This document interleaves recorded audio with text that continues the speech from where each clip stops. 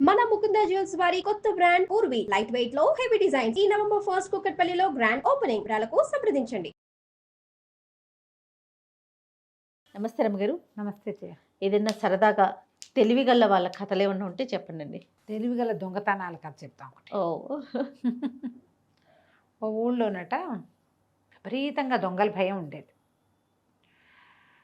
ఎంత ఎక్కువగా ఉండేవాళ్ళంటే ఆ ఊళ్ళో జనాలంతా బిచ్చగాళ్ళు అయిపోయారు. వీళ్ళ దగ్గర ఏమున్నా దొంగలు పడి పట్టుపోతారు. అయ్యో, ఎప్పటికప్పుడు వాళ్ళ మీద దాడి చేయడం, పట్టుపోవటం. ఆ ఊళ్ళో ఒక పేద ఆయన ఉండేవాడు. భార్యాభర్త, వాళ్ళకి ఆనందుడు అని ఒక కొడుకు. వాడు ఒంటి మీద చింకి చొక్కా తప్పిస్తే ఏమీ లేదు. వాడు ఆ కథలుగా వినేవాట ఈ దొంగల కథలు, దొంగల సంగతులు. తనకి ఒంటి మీద చింకి చొక్కాగా తప్పిస్తే గతి లేకపోవడానికి కారణం దొంగలే అని వాడు తెలుసుకున్నాడు. వాడు ఎలాగైనా దొంగల్ని పట్టి పల్లార్చాలని ఉండేది వాడికి. వాళ్ళ అమ్మా నాన్న అనేవాళ్ళు, ఒరే నిన్ను చంపేస్తారా వాళ్ళు, దయాదాక్షిణ్యం ఉండవు. మన ఇంట్లో సేరు బియ్యం అంటే సేరు బియ్యము పట్టుకుపోయేవాడు. వాడికి ఏం దయాదాక్షిణ్యం, వీడి దగ్గర ఏం లేదని వదిలేసేవాళ్ళు కాదు వాళ్ళు. వాళ్ళ జోలికి వెళ్ళొద్దురా అంటే వాడికి ఇష్టం ఉండేది కాదు. ఎలాగైనా సరే వాళ్ళ దగ్గర వాళ్ళ సంగతి చూసేయాలని ఉండేది. ఓ 15-16 సంవత్సరాలు వయసు వచ్చింది వాడికి. కానీ వాడికి ఆ దొంగల మీదే ఉండేది. మరి చిన్నతనం నుంచి విన్నాడు. అయితే ఒకనాడు వాళ్ళ అమ్మా నాన్న చెప్తున్నా వాడు వినకుండా దొంగల గుర్రాలు వెళ్ళాయని అనిపిస్తున్న ఒక దారి వెంబడబడి వెళ్ళటం మొదలుపెట్టాడు. చాలా గుర్రాలు వెళ్ళిన దారి కనపడుతోంది. ఇక అట్లా వెళ్ళగా ఒక అడవిలో ఒక పెద్ద భవంతి కనపడింది వాడికి. చిమ్మ చీకట్లో ఆ భవంతిలో దీపాలు ఉన్నట్టు తెలిసింది. ఓ, వీడు ఆ భవంతి దగ్గరికి వెళ్ళాడు. వెళ్ళేసరికి తలుపు కొట్టాడు. పెద్ద వాన వచ్చింది. చుట్టూతంతా వాన, ఎక్కడ నీరు లేదు. ఆ భవంతిలోకి వెళ్ళటం తప్పిస్తే రెండో దారి లేని స్థితి కూడా వచ్చింది. తలుపు కొడితే ఒక ముసలి మామ తలుపు తీసింది. బాగా ముసలి మామ తీసి, ఎవర్రా నాయన నువ్వు, ఎందుకురా ఇక్కడికి వచ్చావు అని. చాలా పెద్ద వాన, ఎక్కడ నీరు లేదు, ఏమైపోతాను అని లోపలికి వచ్చాను అన్నాడు. నీ పరిస్థితి ఇంకా అధ్వానం అవుతుందిరా ఇందులోకి వస్తే. ఈ భవంతి ఇదేమి మంచిది కాదు, దొంగలది ఇది. వాళ్ళు దొంగ వెధవలు, నన్ను ఎక్కడి నుంచో పట్టుకొచ్చి ఇంట్లో పడేశారు, వాళ్ళకు వండి పెడుతున్నాను చచ్చినట్టు. పరమ పాపిష్టి వెధవలు వీళ్ళు, వెళ్ళిపో నువ్వని అనేసరికి వీడు ఒప్పుకోరు.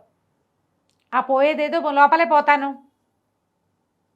అనుకో, పోనీను అదేదో లోపలే పోతా, ఈ వానలో పడిపోను నేను, నన్ను లోపలికి రానియమన్నాడు. రానియమంటే ఆవిడ లోపల రానిచ్చి ఓ గుప్పెడు అన్నం ఏదో ఉంటే వాళ్ళకి తెలియకుండా, మనుషులు రాకుండా చూసి వాడికి అన్నం పెట్టి పడుకోమని. దొంగలు ఇంకా రాల. అది ఆ దారి గుర్రాలు వెళ్ళే దారి అంతే.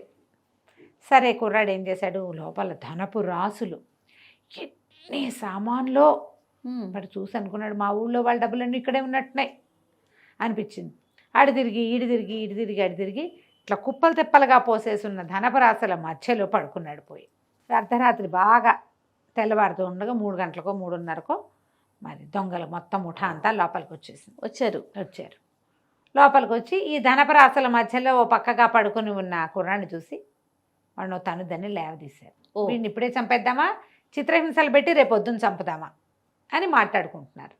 కుర్రాడు లేచి దండం పెట్టాడు. బాబు నన్ను రక్షించండి, చిన్నప్పటి నుంచి దొంగ వాళ్ళని కోరికండి నాకు, చిన్నప్పటి నుంచి ఉంది, అందుకని మీకోసం వెతుక్కుంటూ వచ్చా, నన్ను కూడా దొంగల ముఠాలో చేర్చుకోండి, మీరు ఏ పని చెప్తే ఆ పని చేస్తా అనేసరికి నన్ను వచ్చింది వాళ్ళకి. సభాష్, బాగుందిరా, ఎవడైనా మా వృత్తి తీసుకుంటామంటే స్వాగతించము, అదే కదా, తప్పకుండా స్వాగతిస్తాం. అయితే మా లోపల గుంపులోకి తీసుకోవడానికి రూల్స్ ఉన్నాయి మాకు. ఏదైనా ఒక్క దొంగతనం అవతల వాడికి తెలియకుండా, నువ్వే దొంగతనం చేసావని వాడికి తెలియకుండా తెలివిగా దొంగతనం చేసుకొస్తే నిన్ను మాలో రాణిస్తాం. 2 దొంగతనాలు కనుక ఎవ్వడికి తెలియకుండా, నరమానవుడికి అర్థం కాకుండా చేసావా, నువ్వు మాలో ఒకడివైపోతావు. 3 దొంగతనాలు చేస్తే నువ్వు మాకు నాయకుడు అవుతావు, నీ నాయకత్వాన్ని మేము ఒప్పుకుంటాం. ఓహో, మాలో ఇప్పుడున్న నాయకుడు అలాంటి వాడే, అంతకుముందు ఉన్న నాయకుడు కంటే తర్వాత వచ్చిన నాయకుడు ఇంకా గొప్ప, షార్ప్. ఇలాగ నువ్వు మాకు ఇప్పుడు నాయకుడు అవుతావు అనేసరికి వీడు అలాగేనన్నాడు. అక్కడ బోల్డ్ అనే సామాన్లు ఉన్నాయి. ఎన్ని సామాన్లలో చెప్పుల జత ఒకటి కనపడింది. వీడేం చేశాడు, ఆ చెప్పుల్లోంచి ఒక్క చెప్పు తీసుకున్నాడు. దొంగతనం చేసుకుని వస్తానని చెప్పు పుచ్చుకుని వెళ్ళిపోయాడు. దొంగలు కూడా చూద్దాం అనుకున్నారు. ఇప్పుడు వాడు వెళ్ళి చేసేదేం లేదు, ఈ ఊళ్ళో రాజభటులు లేరు, ఎవరు లేరు, అడవి చాలా దూరం ఊరికి. సరే వీడు దారి నడుచుకుంటూ వెళ్ళి ఒక చోట పాదరక్షను వదిలిపెట్టాడు. దాని వెనకాల ఒక చెట్టు వెనకాల దాని దగ్గర ఆ రోడ్డు మీద చెట్టు వెనకాల కూర్చుని ఉన్నాడు. ఆ దారిన ఒక రైతు నడుస్తూ కనపడ్డాడు. అతను ఒక ఎద్దుని సంతలో అమ్మడానికి వెళ్తున్నాడు. దానికి బైపాస్ ఈ రోడ్డు. ఈ సంతలో అమ్మడానికి బయలుదేరిన రైతు ఆ దారి మధ్యలో ఉన్న మెరుస్తున్న చక్కటి చెప్పును చూశాడు. అబ్బాయి ఎంత బాగుంది అని అటు ఇటు వెతికాడు, జోడు కనపడలే. అబ్బా జోడు లేదే, రెండో చెప్పు ఉంటే ఎంత బాగుండేది అని అనుకుని ఆ చెప్పు అక్కడే దిగబడిచి ఎద్దును తోలుకుని పోయాడు. ఒక చెప్పును ఏం చేసుకుంటారు ఎవరైనాను? బంగారం అయినా కూడా. బంగారం కాదు, మంచి చెప్పు. ఓహో, మంచి చెప్పు, బంగారం అని కాదు, అది మంచిది ఖరీదైన చెప్పు. వదిలేస్తే ఈ కుర్రాడు ఏం చేశాడు, ఆయన ముందుకెళ్ళంగానే చటుక్కుని వెళ్ళి ఆ పాదరక్ష ఆ చెప్పు చేత్తో పుచ్చుకుని ఈ రెండో పక్క నుంచి చెట్ల మధ్య నుంచి పరిగెట్టుకుంటూ బాగా ముందుకెళ్ళిపోయి, అతనేమో ఎద్దుతో నడుస్తున్నవాడు దబదబా నడవడగా, ఎద్దు టిక్కు టిక్కు నిదానంగా నడుస్తుంది. దాన్ని తోలుకెళ్ళేవాడు దాని వెనకాల పడి వెళ్ళాలి, ముందు నడుచుకుపోవడానికి వీల్లేదు. అతను నిదానంగా నడుస్తున్నాడు. ఈ చెప్పును తీసుకెళ్ళి ముందు అక్కడెక్కడో పెట్టాడు. పెట్టేసరికల్లా ఈ ఎద్దును తోలుకెళ్తున్న రైతు గారు అలా వెళ్ళి ముందుకెళ్ళాక ఆయన చెప్పు కనపడుతుంది. ఇందాక చూసింది కుడికాలు చెప్పో ఎడంకాలు చెప్పో సాధారణంగా ఎవరికైనా గుర్తుంటుందా? కదా, ఉండదు. అప్పుడు చూసుకున్నాడు, అర్రే చెప్పుందే, అది చేత్తో పుచ్చుకొచ్చాను కాను, సరిపోయి ఒకవేళ ఎవరో బండి మీద వెళ్తుంటే బండిలోంచి జారిపడ్డాయి, అది అక్కడ పడింది ఇది ఇక్కడ పడింది అని చెప్పి ఈ ఎద్దుని అక్కడ ఉన్న చెట్టుకేసి కట్టేసి ఆ చెప్పు చేత్తో పుచ్చుకొని వెనక్కి నడిచి వెళ్ళాడు జోడు తెచ్చుకోవటానికి. ఎప్పుడైతే ఈయన వెనక్కి మరలి మొదటి చెప్పు ఉన్న దగ్గరికి వెళ్ళాడో కుర్రాడు ఎద్దును తాడు విప్పేసాడు, తీసుకుపోయాడు దొంగల దగ్గరికి. వాళ్ళు ఆశ్చర్యపోయారు, ఊరిని నీ తెలివి భలే చేసావురా, చాలా బాగా చేసావు అని ఆశ్చర్యపోయారు. ఒక దొంగతనం చేసావు, నువ్వు ఇప్పుడు మాతో ఉండొచ్చు, రెండో దొంగతనం చేసి ప్రూవ్ చేసుకోమన్నారు. మనవాడు ఏం చేశాడు, ఆ దారిలో వచ్చాడు. ఈ ఎద్దుని పోగొట్టు రైతు చెప్పు కోసం చూసుకున్నాడు, ముందుకెళ్ళి వెనకెళ్ళి చేసేసరికల్లా ఉన్నది ఒకటే చెప్పని, ఎద్దు కాస్త మిస్ అయిందని తెలిసిపోయింది. ఆ ఎద్దును ఎవరైనా విప్పుకుపోయారో ఇంకోటి ఏమైందో తెలియలే. ఏం చేస్తాడు, నడిచి వెళ్ళిపోవటం మొదలుపెట్టాడు. ఈ ఎద్దునే దొంగల దగ్గర దింపిన కుర్రాడు, అది పెద్ద దారి, పరిగెత్తుకుంటూ ఆ రిటర్న్ దారి ఉంది కదా, ఆ దారిలోకి బాగా ముందుకెళ్ళి ఒక పగ్గాన్ని అంటే తాడుని తీసుకెళ్ళి ఊపిరి బిగబట్టి ఒక చెట్టుకు వేళ్లాడేసి మెడకు తగిలించుకుని ఇట్లా శవంలాగా ఉన్నాడు. ఈ నడిచి వెళ్తున్న రైతు పైకి చూసి, అయ్యో ఎవడో చచ్చిపోయాడే, ఆత్మహత్య చేసుకున్నాడా, ఎవడైనా వీడిని చంపి అక్కడ తగిలిచ్చారు. చూస్తే ఆ చెట్టు ఎత్తు చెట్టు, ఎవరో తగిలిచ్చారు వీడిని. ఆ దొంగలు వింటారు, ఎవరైనా వింటారు, దొంగ చచ్చిన వాళ్ళని ఎవరైనా సరే ఇట్లా వేళ్లాడేస్తే ఈ ఊళ్ళో దొంగలు పోతారు, నా ఎద్దును దొంగిలిచ్చేసాడు ఎవడో చచ్చినవాడని తిట్టుకుంటూ పోయాడు. ఎప్పుడైతే అతను చెట్టును దాటి వెళ్ళిపోయాడో కుర్రాడు చెట్టు దిగేసి ఆ పగ్గం పుచ్చుకుని ముందుకు పరిగెత్తుకుంటూ వెళ్ళాడు. ఈయన రెండో ఎద్దును పుచ్చుకెళ్తున్నాడు. ఇప్పుడు ఒక ఎద్దు పోయింది, రెండో ఎద్దును పట్టుకెళ్తున్నాడు. ఎద్దును పుచ్చుకుని నడిచి వెళ్తుంటే ఏం చేశాడు, ముందుకెళ్ళి మళ్ళీ ఇంకో చెట్టుకు వేళ్లాడడం మొదలుపెట్టాడు. ఈయన చూసి ఆశ్చర్యపోయాడు, ఇంకోటి చచ్చిపోయాడే, ఏమిటి ఇంతమంది చచ్చిపోతున్నారు ఆశ్చర్యంగా అనుకున్నాడు. అనుకుని ఆ చెట్టును దాటి వెళ్ళిపోయాడు. ఈ కుర్రాడు మళ్ళీ ముందుకు పరిగెత్తుకుంటూ వెళ్ళి ముందు ఇంకో చెట్టుకు వెళ్ళాడాడు. ఈ మూడో చెట్టుని దాటుతున్న రైతు ఆ ఎద్దును పుచ్చుకుని ఉన్నవాడు పైకి చూసి, అయ్యి బాబోయ్, అవును ఇదేంటి, మొదట చూసినవాడు రెండోవాడు మూడోవాడు ఒకేలా కనపడుతున్నారు, మొదటి వాళ్ళు ఉన్నారో లేదో చూద్దామనిపించింది ఆయనకి. అయ్యో, ఈ ఎద్దుని ఇక్కడ కట్టి వెనక్కి నడిచి వెళ్ళాడు. ఎప్పుడైతే రైతు వెనక్కి నడిచాడో వీడు చెట్టు దిగేసి ఈ రెండో ఎద్దును కూడా చెత్త పుచ్చుకెళ్ళిపోయాడు. రెండో దొంగతనం అయిపోయింది. వాళ్ళంతా ఆశ్చర్యపోయారు, ఊరిని ఎంత తెలివిగలవాడివిరా నాయన, సరే ముచ్చటగా మూడో దొంగతనం చేయి, మేము నాయకుడిని చేస్తాం, నాయకుడిని చేసుకుంటాం అని చెప్పేసరికి ఇతను ఏం చేస్తే సరేనన్నాడు. రెండో ఎద్దును కూడా ఇక్కడ కట్టేశాడు. పాపం ఈ రైతుకి 2 ఎడ్లు పోయినాయి. అతను ఎద్దు అమ్మితే కానీ అతని ఖర్చులు వెళ్ళవు.